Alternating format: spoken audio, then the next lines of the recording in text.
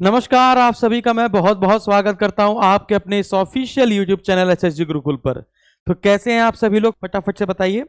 और उत्तर प्रदेश लोक सेवा आयोग के द्वारा अपर निजी सचिव और सहायक समीक्षा अधिकारी की जो भर्तियां जारी की गई हैं, जिसका नोटिफिकेशन आपको सितंबर माह के द्वितीय सप्ताह में अपर निजी सचिव का और अक्टूबर माह के प्रथम सप्ताह में आपको समीक्षा अधिकारी और सहायक समीक्षा अधिकारी का देखने को मिल जाएगा। संभावित पदों की संख्या अपर निजी सचिव में 300 पद और समीक्षा अधिकारी में 181 पद बताए गए हैं। समीक्षा और सहायक समीक्षा अधिकारी में 181 पद। इन पदों की संख्या में संभावित रूप से बढ़ोतरी होगी। आपको पता होना चाहिए कि जो नए पदों का अध्याचन मिला था, उत्तर प्रदेश लोक सेवा आयोग ने उन नए पदों के अध्याचन को नहीं जोड़ा है। अदरवाइज समीक्षा अधिकारी और सहायक समीक्षा अधिकारी की वैकेंसी में 250 पदों की बढ़ोतरी होती और संभावित पदों की संख्या ये अपर निजी सचिव की 730 वैकेंसी बताई जा रही थी, 730, लेकिन जारी की गई है सिर्फ और सिर्फ 300 पद। यानी कि वो सोच रहे हैं कि इसको भरते भरते 2024 आ जाएगा, फिर 2024 में मिलाकर भर दिया जाएगा, जिससे लोगों को लगेगा इलेक्शन के टाइम पर कि यार देखो कितनी ज्यादा वैकेंसी निकालती है भाजपा सरकार। तो वो सब रणनीति का एक हिस्सा है, लेकिन हम लोगों को तो सिर्फ एक ही सीट चाहिए, आपको जैसा कि पता है। तो एक सीट पर ही हम लोग अपनी फाइट कर लेते हैं और स्टार्ट करते हैं सारी चीजों को जिसके लिए आप वीडियो देखकर आए हैं या भी ये थंबनेल देखकर आए हैं। यहां पर हम लोग बात करेंगे पाठ्यक्रम की पूरी तरीके से, योग्यता क्या चाहिए, क्या CCC सर्टिफिकेट चाहिए या O लेवल सर्टिफिकेट चाहिए, कट ऑफ क्या रहेगी और शॉर्ट हैंड में क्या कैसे रहता है, कैसे कैसे पास होना है। आपको मैं इसका सिलेबस दिखाऊंगा तो आप डर जाएंगे, कहेंगे अरे बाप रे इतना बड़ा सिलेबस है, हम नहीं पढ़ेंगे, हम तो समीक्षा की तैयारी करेंगे। लेकिन मैं आपको बता दूं कि इसमें जो आप सिलेक्शन लेंगे वो अपने दम पर ही लेंगे। इसमें टीचर्स का और कोचिंग का ज्यादा योगदान नहीं होगा, क्योंकि इसमें जो जीएस का सिलेबस और हिंदी का सिलेबस है वो आप अपने मन से पढ़कर भी प्राप्त कर सकते हैं। सारा का सारा दारोमदार सिर्फ आपके ऊपर शॉर्ट हैंड और कंप्यूटर पर होता है। आपको कितना अच्छा कंप्यूटर आता है, कंप्यूटर पर वर्किंग कितनी अच्छी आती है, आपको MS ऑफिस कितना अच्छा चलाना आता है। मैं पढ़ने की बात नहीं कर रहा हूं, कितना अच्छा चलाना आता है।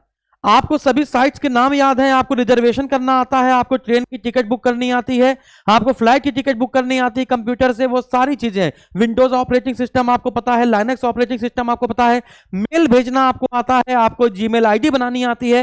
वो सारी की सारी चीजें आपको कंप्यूटर पे ही आनी चाहिए, उसमें पढ़ने का कोई योगदान नहीं है। लेकिन ये बेसिक नॉलेज जिसमें मांगा जाता है, बिल्कुल हाई लेवल नहीं मांगा जाता है। यदि आप आज के जनरेशन के हैं तो आपको इतनी सब चीजें आती होंगी, यदि नहीं आती हैं तो आप 5-6 महीने अपने आप को दीजिएगा कंप्यूटर पे, ये सारी चीजें आ जाएंगी आपको। ठीक है। लोग कहते हैं सर मेरी टाइपिंग स्पीड बहुत कम है, तो एक काम करिए, बहुत सारी फ्री में साइट्स आती हैं, है ना। बहुत सारी साइट्स आती हैं, ओमेगले करके आती है, या फिर बहुत सारी साइट्स आती हैं जो अननोन व्यक्ति से चैट कराती हैं। आप अननोन व्यक्ति से चैट कीजिए, चैट करते करते आपकी स्पीड अच्छी हो जाएगी। ठीक है। मैंने लगभग 5-6 साल पहले ऐसे बहुत सारी जो चैटिंग साइट थी उस पर हम लोग बात करते थे कि भाई जापान में फोन लग जाता था, यानी जब का जापान में बात कर लेते थे, कभी फ्रांस में बात हो जाती थी, है ना। आप वीडियो कॉल भी कर सकते हैं, लेकिन आप अपनी टाइपिंग के लिए आप ये वाला टाइपिंग वाला चुनिएगा, तो मजा भी आ रही होगी सुन के। तो चलिए 1 बाय 1 करके हम लोग जानना शुरू करते हैं। सबसे पहले हम लोग जानते हैं कि आपको ये फॉर्म भरने के लिए सबसे पहले ग्रेजुएशन पास होना चाहिए। यहां पर मैं कह रहा हूं ग्रेजुएशन पास होना चाहिए, मैं यहां पर ये नहीं कह रहा हूं कि आप अपीयरिंग वाले भी विद्यार्थी डाल सकते हैं। यहां पर आप बता रहे हैं ग्रेजुएशन पास होना चाहिए या ग्रेजुएशन स्नातक या स्नातक के समकक्ष आपके पास डिग्री होनी चाहिए। सबसे पहली बात, आपकी उम्र 21 वर्ष मिनिमम और मैक्सिमम 40 वर्ष होनी चाहिए। 21 वर्ष मिनिमम है और 40 वर्ष मैक्सिमम है, जैसा उत्तर प्रदेश लोक सेवा आयोग में रहता ही है। इसके बाद आपके पास शॉर्ट हैंड की, हिंदी शॉर्ट हैंड की कम से कम 80 वर्ड पर मिनट की स्पीड होनी चाहिए।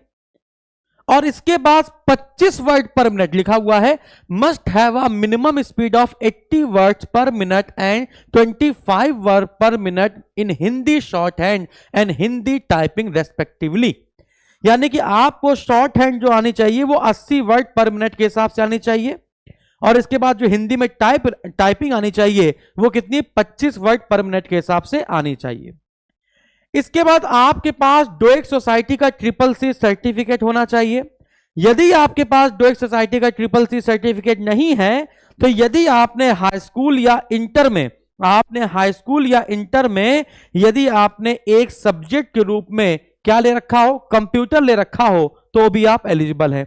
तो बीच में और लिखा हुआ है, या तो CCC सर्टिफिकेट हो आपके पास, और या तो आपके पास क्या हो भैया, हाई स्कूल या इंटर में, या फिर आपने बीटेक कर रखा हो तो उसमें एक सब्जेक्ट कंप्यूटर के रूप में रहता है, ठीक है ना, 1 वर्ष आपको पढ़ाया जाता है, तो ये समकक्ष के रूप में आपका आ जाएगा।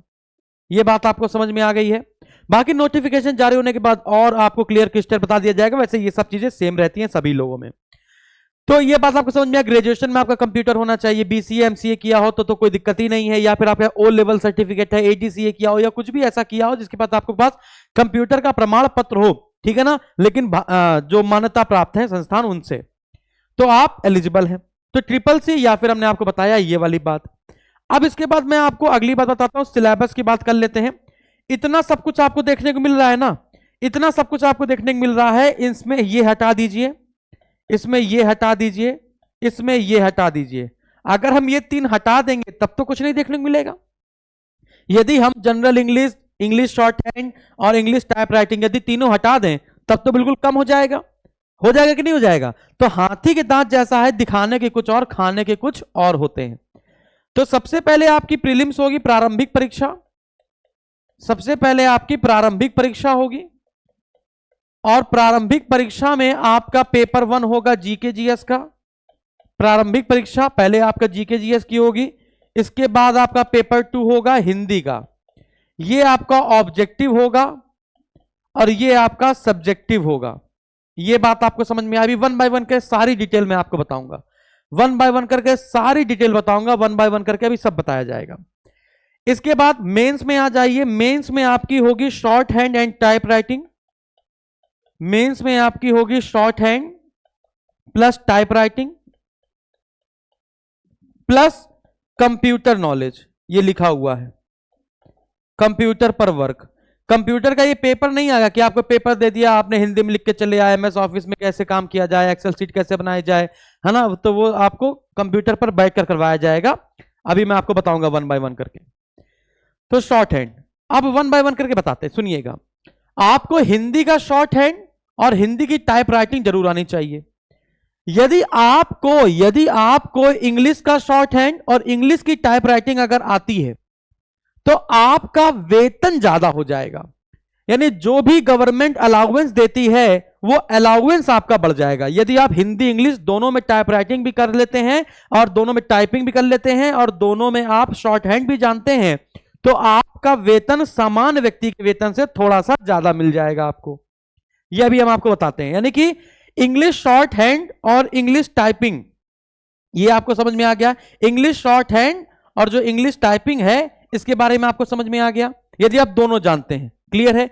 इसके बाद एक पेपर ऑप्शनल का होगा इंग्लिश का, यदि आप इसको पास कर लेते हैं तो फिर मैंने बताया ना अलाउंस मिलेगा आपको, थोड़ा सा वेतन ज्यादा हो जाएगा, और अगर आप नहीं देना चाहते तो मत दीजिए, वो आपके ऊपर है।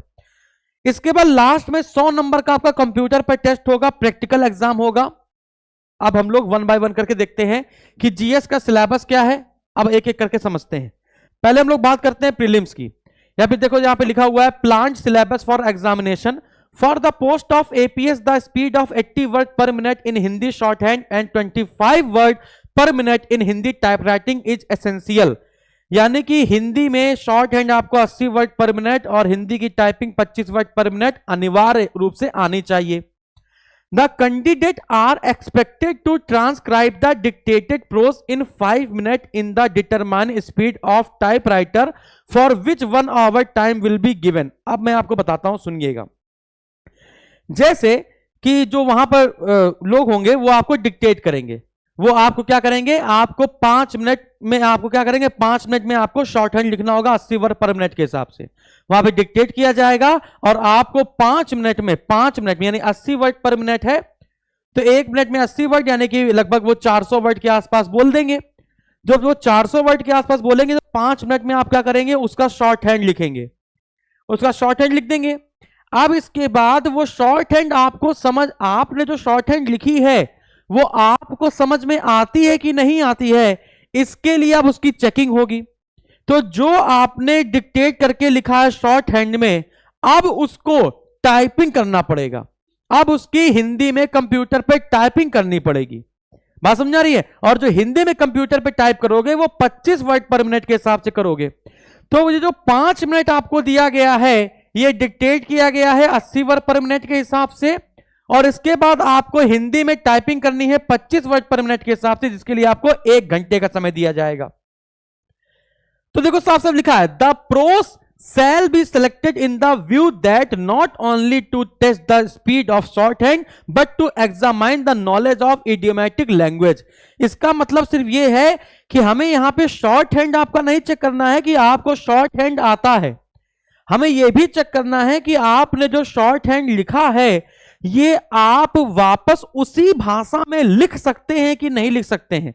कि आपने 5 मिनट में शॉर्ट हैंड तो लिख दिया, 500-600 वर्ड लिख दिया, आपने डिक्टेट किया गया, आपने फटाफट शॉर्ट हैंड लिख दी। इसके बाद यह चेक किया जाएगा टाइपिंग करा के वही शॉर्ट हैंड की जो आपने लिखा है शॉर्ट हैंड, उसको आप वापस उसी शब्दों में डिक्टेट कर सकते हैं टाइपिंग के माध्यम से, और जिसके लिए आपको 1 घंटे का समय मिलेगा। यह बात आपको समझ में आ गई, एक पॉइंट आपका क्लियर हो गया। अब हम लोग अगले पॉइंट पर आते हैं। A test will be conducted for English shorthand and general English which is optional। अब ये कह रहा है ये जो इंग्लिश का शॉर्ट हैंड होगा और जो जनरल इंग्लिश का पेपर होगा वो ऑप्शनल होगा। From amongst the selected candidate who will be found fit in Hindi and English both according to determined standard they will be entitled for bilingual allowance determined by the government from time to time. यानी कि अगर आप हिंदी के साथ साथ English की भी short hand अच्छी जानते होंगे तो आपको गवर्नमेंट क्या करेगी, समय समय पर आपको अलाउंस बढ़ा कर देगी, आपके वेतन में बढ़ोतरी कर दी जाएगी। ये सब चीज हो जाने के बाद एक बात फिर हिंदी की typewriting for the post there shall be 1 paper of 5 minute for Hindi typewriting compulsory and English typewriting optional. ये सब हो जाने के बाद, सुनते रहिएगा, ये सब हो जाने के बाद यानी कि आपने 135 नंबर की शॉर्ट हैंड कर ली और आपने इसके बाद 15 नंबर की क्या कर ली, हिंदी की टाइप राइटिंग कर ली। ये बात समझ आई। उसके करने के बाद आपको अलग से 5 मिनट दिए जाएंगे हिंदी की टाइपिंग के लिए। आपसे उसको हो जाने के बाद फिर से आपको 5 मिनट में हिंदी की टाइपिंग करवाई जाएगी, 25 वर्ड पर मिनट के हिसाब से आपको करनी होगी। और अगर आप इसमें फेल हो जाते हैं तो कोई बात नहीं, आपको फिर से टाइपिंग करवाई जाएगी। तो इसमें फेल नहीं होना है, 25 वर्ड पर मिनट के हिसाब से आपको टाइपिंग करनी है हिंदी में। और अगर हिंदी में तो जरूरी है, हिंदी में करनी है। यदि आप हिंदी के साथ इंग्लिश में भी कर लेते हैं, 5 मिनट में हिंदी में कर लिया, फिर 5 मिनट का इंग्लिश कर लिया, तो फिर मैंने बताया ना आपको अलाउंस मिलेगा, बस और कुछ नहीं। अब इसके बाद हम लोग आगे बढ़ते हैं।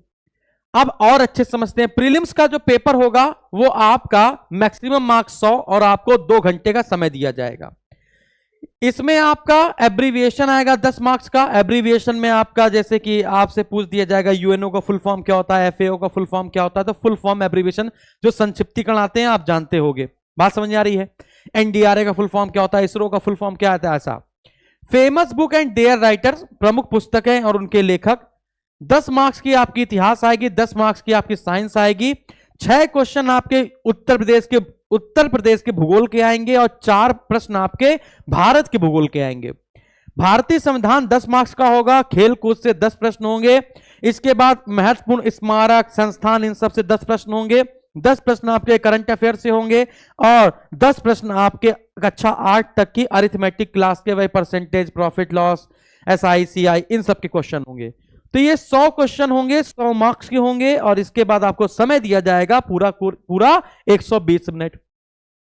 फिर ये जीएस का पेपर के बाद आपका एक हिंदी का पेपर होगा जो आपका वो होगा सब्जेक्टिव होगा। इसमें आपको 3 घंटे दिए जाएंगे। ये आपका सब्जेक्टिव पेपर होगा, इसमें मैक्सिमम मार्क्स आप 100 प्राप्त कर सकते हैं। पहला आपका एक आएगा गद्यांश, जिसमें आपको प्रश्नोत्तर करने पड़ेंगे, गद्यांश का शीर्षक बताना पड़ेगा, 25 प्रश्न, आपको 25 अंक मिलेंगे। फिर प्रेसाइज संक्षेपण लिखना होगा जिसमें आपको 10 अंक मिलेंगे। पत्र एवं कार्यालय का आलेखन होगा, पत्र लिखना पड़ेगा, 10 अंक मिलेगा। मुहावरे, लोकोक्ति, उनका प्रयोग करके 10 अंक प्राप्त करेंगे। विभिन्न शब्दों के लिए एक शब्द 10 अंक प्राप्त करेंगे। वाक्यों का शुद्धिकरण करके आप फिर कितने 10 अंक प्राप्त करेंगे। फिर इसके बाद पर्यायवाची और विलोम शब्द 5 अंक प्राप्त करेंगे। वाक्यों का शुद्धिकरण बता चुका हूं। और हिंदी पर एक निबंध लिखेंगे, आपको 25 अंक प्राप्त हो जाएगा। तो 3 घंटे में आपको यह पेपर करना है। इसके बाद प्रीलिम्स में आप पास हो जाएंगे तो फिर सीधे आपको बुलाया जाएगा शॉर्ट हैंड के लिए। शॉर्ट हैंड पर हम लोग वापस चर्चा कर चुके हैं, एक बार फिर से जो लिखा है मैं आपको दिखा देता हूं, कुछ और भी बातें हैं। हिंदी के शॉर्ट हैंड मैक्सिमम मार्क्स 135 आपको मिलेंगे, हिंदी की टाइपराइटिंग के लिए 15 मार्क्स आपको मिलेंगे। फिर देखो लिखा गया है the candidate will have to obtain the speed of 25 per minute in Hindi type test, यानी 25 वर्ड पर मिनट आपकी हिंदी में टाइप टेस्ट होना ही है। यदि आप 25 वर्ड पर मिनट नहीं प्राप्त कर पा रहे हैं तो आपको एलिजिबल नहीं माना जाएगा। तो लिखा गया है यहां पे the candidate obtaining lesser speed shall not be treated eligible, the candidate obtaining the speed of 25 word per minute shall be awarded 10 marks. यदि आपका 25 वर्ड पर मिनट से कम होता है तो आपका एलिजिबल नहीं माना जाएगा। 25 वर्ड पर मिनट अगर आपका होता है तो आपको 10 मार्क्स दिए जाएंगे। अब आप कहेंगे सर जी 15 मार्क्स कब मिलेंगे, ये कह रहा है कि 15 मार्क्स चाहिए, तो 15 मार्क्स कब मिलेंगे ये समझो। 25 वर्ड पर मिनट तक रहेगा तो आपको 10 मार्क्स मिलेंगे। इसके बाद वो कह रहा है कि इसके ज्यादा स्पीड होगी तो एक एक नंबर हम आपको बढ़ाते चले जाएंगे, बताते हैं कैसे। Obtaining more speed 1 extra mark for 5 word per minute shall be given but such obtain marks shell not be more than 15 marks. किसी भी हालत में 15 मार्क्स के ऊपर आपको हिंदी में टाइपराइटिंग में नहीं मिलेंगे। यदि आपकी स्पीड 15 वर्ड पर मिनट से 29 वर्ड पर मिनट है तो 10 मार्क्स मिलेंगे। 30 से 34 है तो 11 मार्क्स, 35 से 39 है तो 12 मार्क्स, 40 से 44 है तो 13 मार्क्स, 45 से 49 है तो 14 मार्क्स। यदि आपकी टाइपिंग स्पीड हिंदी की मोर देन 50 है तो 15 के 15 पूरे मार्क्स मिलेंगे। फिर मैंने बताया ये हिंदी की शॉर्ट हैंड और टाइपिंग हो जाने के बाद आपको मैंने बताया है the candidate shall be given a prose paragraph to type in 5 minute having typed in lesser time they have to type it again. कह रहा इसके हो जाने के बाद आपको फिर से 5 मिनट का एक प्रोज दिया जाएगा जिसको आपको हिंदी में टाइप करना रहेगा। यदि आप 25 वर्ड पर मिनट उसको भी नहीं टाइप कर पाते तो फिर से आपको टाइप करवाने के लिए दिया जाएगा, तो उसमें फेल नहीं होंगे नीचे वाले में। उसके बाद की बात बता रहा हूं इसके बाद एक पेपर आपका इंग्लिश का होगा जो कि ऑप्शनल होगा। 1 घंटे में आपको 50 क्वेश्चन करने होंगे, 50 क्वेश्चन करने होंगे, सॉरी 50 अंक का पेपर होगा ये, जिसमें 50 क्वेश्चन भी तो है, 20 10 30 10 40, ठीक है ना, क्वेश्चन नहीं है। यानी इंग्लिश ऐसे आपका 20 मार्क्स का होगा। इसके बाद करेक्शन ऑफ सेंटेंस में 5 मार्क्स का होगा, fill in the blanks 5 marks का होगा, फिर हिंदी से इंग्लिश ट्रांसलेशन होगा 10 मार्क्स का, इंग्लिश से हिंदी ट्रांसलेशन होगा 10 मार्क्स का। ये ऑप्शनल है, ये ऑप्शनल है, आप चाहें तो ये पेपर दें और ना चाहें तो ना दें। लेकिन अगर देते हैं तो फिर वही बात है, देते हैं तो अलाउंस की बात है, आपको प्रेफरेंस में रखा जाएगा कि आप ज्यादा होशियार है सामान्य व्यक्ति से। इसके बाद आप इंग्लिश के शॉर्ट हैंड की बात करें, अगर आप इंग्लिश की शॉर्ट हैंड की बात करें तो भी वही बात है, इंग्लिश का शॉर्ट हैंड है ना। फिर इसके बाद इंग्लिश की टाइपिंग, लेकिन इसके बाद आपको मैंने बताया ना 5 मिनट में आपको हिंदी की टाइपिंग करनी है, वो कंपलसरी है, ये बात हम लोग कर चुके हैं। इसके बाद लास्ट में आता है पेपर नंबर 8 जो होता है कंप्यूटर नॉलेज टेस्ट। क्या होता है? कंप्यूटर नॉलेज टेस्ट होता है। अब क्या होगा कि देखिए क्या लिखा हुआ है, इसको अच्छे से समझिएगा। जो कंप्यूटर मार्क टेस्ट लिखा हुआ है यहां पर मैं आपको दिखाना चाहता हूं, अगर कहीं पर लगा हो तो मैं आपको एक बात दिखा देता हूं। तो यहां पे लिखा हुआ है, वैसे यहां पे मैंने लिखा नहीं है, लिखा है practical on computer terminal, practical exam on computer terminal. यहां पर जब आपका नोटिफिकेशन जारी होगा या फिर जो जारी हो चुका उसमें लिखा रहता है प्रैक्टिकल, है ना, exam on computer terminal. Practical exam इसका मतलब क्या है? आपको एक सिस्टम दिया जा सकता है ना, अभी बिल्कुल कंफर्म नहीं है, वैसे यही बात है, उसमें लिखा है साफ साफ कि आपको एक कंप्यूटर दे दिया जाएगा और फिर इसके बाद आपको एक पेपर दे दिया जाएगा। कंप्यूटर दे दिया जाएगा, फिर आपको एक पेपर दे दिया जाएगा और उस पेपर में आपको 1 बाय 1 करके जैसे 20 नंबर का ये दे दिया जाएगा, जैसे basic knowledge of working on Windows and Linux operating system platform on desktop and laptop with peripheral like a printer, microphone and speaker. जैसे आपसे कह दिया जाएगा कि आपके पास कंप्यूटर है, वहां पर प्रिंटर लगा हुआ है, यहाँ पे माइक्रोफोन लगा हुआ है, यहाँ पे स्पीकर है, तो आपसे कह दिया जाएगा इनकी सारी डिवाइसेस को जोड़ो और इनको सही से वर्क कराओ, या फिर एक गाना बजा के दिखाओ, या फिर कह दिया जाएगा कि एक प्रिंट निकाल के दिखाओ। समझ में आ गया? तो प्रिंट निकालना, गाना बजाना, ये सारी चीजें आपको 20 अंक के आसपास देकर जाएंगी, यानी 20 क्वेश्चन आपके इसके, यानी 20 नंबर आपको इसके मिलेंगे। फिर इसके बाद working knowledge of word processing, नहीं वर्ड आपको आना चाहिए, एमएस ऑफिस आपको आना चाहिए, एमएस वर्ड आपको आना चाहिए, एमएस है ना पीपीटी बनानी आनी चाहिए, ये सारी चीजें। फिर इसका स्प्रेडशीट आपको आनी चाहिए। फिर इसके बाद आपको conversant in the use of world wide web, यानी कि आपको इंटरनेट चलाना आना चाहिए। पॉपुलर वेबसाइट जैसे रेलवे की वेबसाइट है ना, टिकट बुक करना है, गूगल इंजन में क्या सर्च करना है, क्या कैसा है, वेबसाइट कौन कौन सी इंपॉर्टेंट है ना, भारत सरकार की कौन सी वेबसाइट है, किस विभाग की कौन सी वेबसाइट है, वो सारी चीजें। फिर मेल भेजना आना चाहिए, मेल के साथ अटैचमेंट लगाना आना चाहिए, मेल को पढ़ना आना चाहिए। सीसी क्या होता है, सीसी में किसको रखते हैं तो किसको किसको मिलता है मेल, ये सारी चीजें।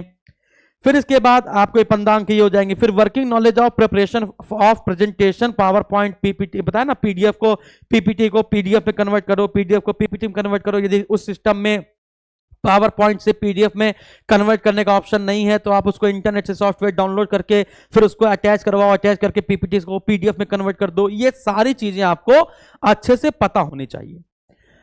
तो एक कोचिंग संस्थान, एक टीचर या फिर मैं आपके लिए सिर्फ और सिर्फ कितने जिम्मेदार हूं आपके सिलेक्शन में? सिर्फ प्रीलिम्स के लिए। जीके जीएस और किसके लिए? सिर्फ हिंदी के लिए हम आपके रिस्पॉन्सिबल होंगे। बाकी सारी चीजें आपको खुद करनी पड़ेंगी। ये ऐसी जॉब है जो आपको अपने बल पर प्राप्त करनी है, इसमें हम लोगों को कोई योगदान नहीं। यदि आप कोई भी तैयारी कर रहे हैं पहले से ही, आपने लूसेंट पढ़ रखी है या फिर आपने परीक्षा वाली पढ़ रखी है या फिर आपने हिंदी पढ़ रखी है पहले से ही, तो आपको कोई बैच लेने की जरूरत नहीं है। लेकिन अगर आप चाहते हैं कि नहीं, अगर आपको लगता है कि नहीं हिंदी विंदी में हम फेल हो सकते हैं, है ना, जीके जीएस हमारा इतना स्ट्रांग नहीं है, तो हमें लगता है अगर आपको ऐसा, तो फिर आप हमारा समीक्षा अधिकारी का जो बैच है, अधिकारी बैच संख्या 24, इसको ज्वाइन कर सकते हैं। ये मोर देन सफिशिएंट होगा, मैं कह रहा हूं आपको, ये मोर देन सफिशिएंट होगा एपीएस के लिए। एपीएस के लिए मोर देन सफिशिएंट होगा। इतना ज्यादा डेटा मिल जाएगा आपको जितने की उतनी जरूरत भी नहीं है, उतने की जरूरत भी नहीं है। लेकिन फिर भी अगर आप इसकी तैयारी कर रहे हैं तो तैयारी करिए। और अगर आपको लगता है कि हम दोनों तैयारी एक साथ करेंगे, समीक्षा करें, एपीएस दोनों करेंगे, तो ये बैच आपके लिए रामबाण होगा, बिल्कुल आपके लिए रामबाण हो जाएगा। और आपको ये बैच सिर्फ और सिर्फ, है ना, RO10 कोड यूज कीजिएगा, RO10 कोड यूज कीजिएगा। और ये 1 ईयर की वैलिडिटी के साथ, ये 1 ईयर की वैलिडिटी के साथ आपको मात्र 2500 रुपए में मिल जाएगा, जिसकी फीस अभी कितनी है? 3500। तो अप्लाई कूपन कोड में आप ये RO10 कोड यूज कर लीजिएगा। आई विश कि मैं आपको एपीएस के बारे में एक एक जानकारी बहुत बेहतर तरीके से उपलब्ध करा पाया हूं, बहुत बेहतर तरीके से मैंने अपने हिसाब से। क्योंकि कोई कुछ भी बोल रहा, कोई इधर की बात, कोई उधर की बात, ये होता है वो होता है, ऐसा कुछ नहीं है। मैं आपको बिल्कुल बेसिक से बिल्कुल एक एक चीज करके बताया हूं। योग्यता क्या है, ट्रिपल सी के समकक्ष क्या है, वो सारी चीजें। फिर भी अगर आपके मन में डाउट रह जाता है तो फिर आप कमेंट बॉक्स में कमेंट कीजिए, मैं रिप्लाई के माध्यम से उस कमेंट को पढ़ूंगा और आपको अच्छे से और समझाने की कोशिश करूंगा। फिर मैं बता रहा हूं कि इंग्लिश के लिए ऑप्शनल है, फिर मैं बता रहा हूं इंग्लिश ऑप्शनल है आपका। ये सब होने के बाद आपको 5 मिनट की फिर से हिंदी टाइपिंग करनी ही पड़ेगी। अब मैंने धीमे धीमे समझाया तो है ही, अब ये बताया था कि अगर आप हिंदी की टाइपिंग, अगर आपको ये सब बता चुका हूं यार, देखो बार बार नहीं बताऊंगा। तो हमारा जो मेन मकसद है वो प्रीलिम्स तक है, बाकी बातें आप करेंगे। वीडियो पसंद आए तो लाइक कीजिएगा, इतनी मेहनत करते हैं आप लोगों के लिए, हर एक चीज आपको बिल्कुल बेहतर ढंग से बताते हैं। ऐसा नहीं जो मन में आया जो बता दिया, ऐसा कुछ नहीं है। एडिशनल प्राइवेट सेक्रेटरी बनने के बाद आपका प्रमोशन हो जाएगा, आप प्राइवेट सेक्रेटरी बन जाएंगे, सीधे एपीएस के बाद आप पीएस बन जाएंगे। आप बड़े बड़े मंत्रियों के साथ उठना बैठना आपका होगा, सेक्रेटरी रहेंगे ना भैया। एपीएस के बाद आप पीएस बन जाएंगे, आपका प्रमोशन हो जाएगा और हर मंत्री से आपका जुगाड़ रहेगा, भौकाल रहेगा, है ना। अरे यार अभी रुको, फोन लगाते हैं, अरे अरे पीयूष गोयल, ये बताओ क्या कर रहे हो, ठीक है। तो चलिए आज लिए इतना काफी है। Thank you very much.